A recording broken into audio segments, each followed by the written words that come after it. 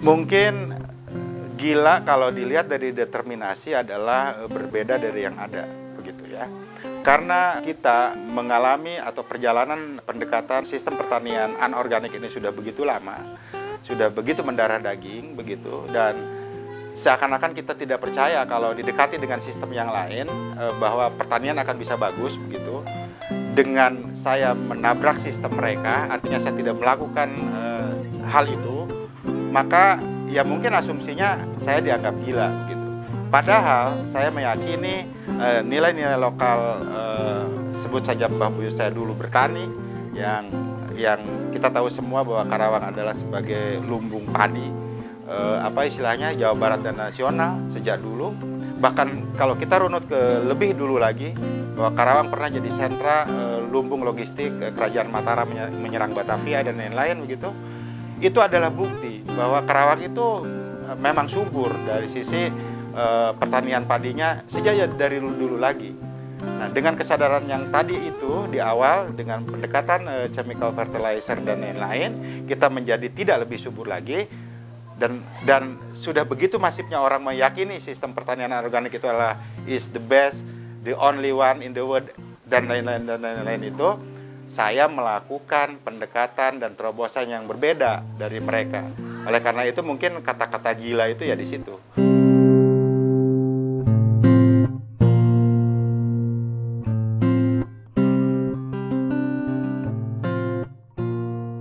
Terus terang, pendekatan yang dilakukan oleh Balai Pare adalah kita ekstrak buhun.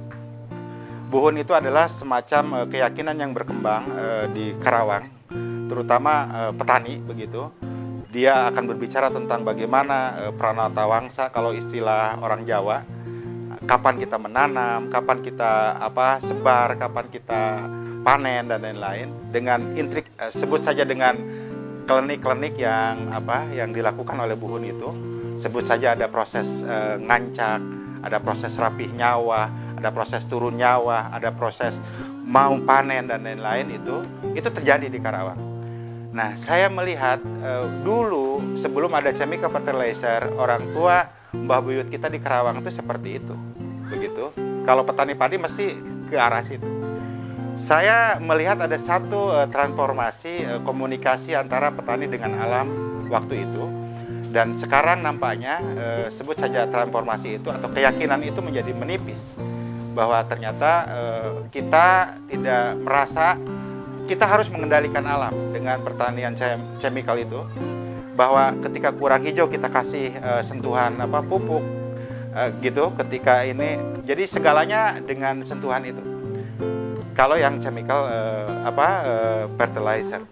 Nah, sementara yang saya tahu dari cerita-cerita, saya memulai pertanian ini, saya turun ke bawah, saya cross check kepada sepuh-sepuh petani dahulu, begitu, yang sudah aki-aki mungkin saat ini, begitu. Saya tanya, Bah, dulu bertani itu seperti apa, begitu. Saya ingin ada semacam transformasi nilai-nilai zaman dulu, organik dulu, kepada zaman sekarang, begitu ya.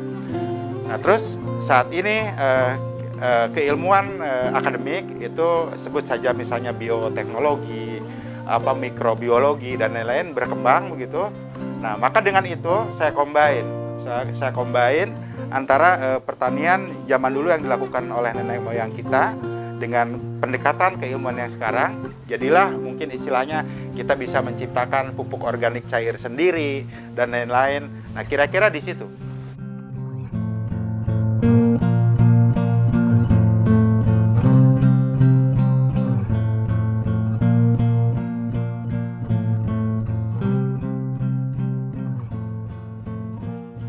Arus besar kapitalisme di dunia itu juga mengena ke Indonesia dan mengena juga ke Karawang. Kapitalisme itu menumpang gerakan industrialisasi.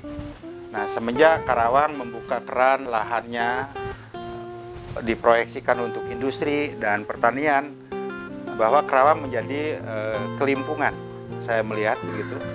Karena dengan fungsi alih lahan yang begitu signifikan setiap tahunnya, bahwa lahan produktif itu berkembang penyempitannya, gitu.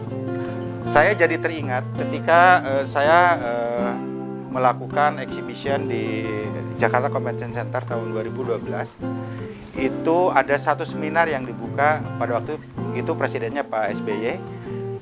Sekjen FAO bilang begini, tahun 2045 nanti penduduk bumi ini menurut prediksi statistika itu akan terjadi 9 miliar.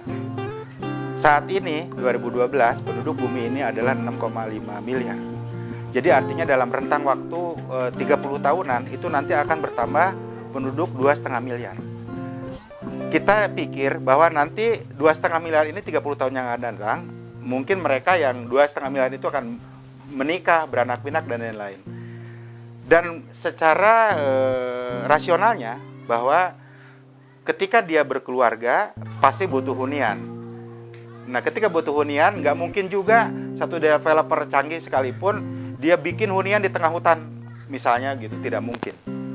Pasti dia akan nyisir butuh hunian itu di pinggiran kota. Nah, kebetulan memang selama ini di pinggiran kota kita, di dunia dimanapun, termasuk di Karawang, yaitu lahan produktif. Kan gitu. Ketika diuruk jadi hunian, maka lahan produktif semakin. Nah, disinilah isu ketahanan pangan mulai terjadi. Bahwa di depan, bahwa orang butuh makanan itu semakin meningkat, sementara lahan yang dipakai untuk menanam sumber bahan pangan itu semakin mengkerucut. Maka wajar jika ketahanan pangan itu diperdebatkan atau didengung-dengungkan saat ini, karena memang kita sudah tahu pasti di depan akan terjadi krisis pangan. Oleh karena itu, salah satu cara untuk meminimais probabilitas atau kemungkinan terjadinya krisis pangan, maka salah satunya cara adalah lahan pertanian harus kita suburkan kembali, bla bla bla. Itu harus seperti itu. Kalau tidak begitu, maka dipastikan di masa depan akan terjadi krisis pangan. Oleh karena itu, jika gerakan pertanian organik di Karawang atau di Indonesia ini semakin menggejala begitu, maka ini sebenarnya peluang, ini adalah sebagai jawaban bahwa di depan insya Allah tidak akan terjadi krisis pangan lagi.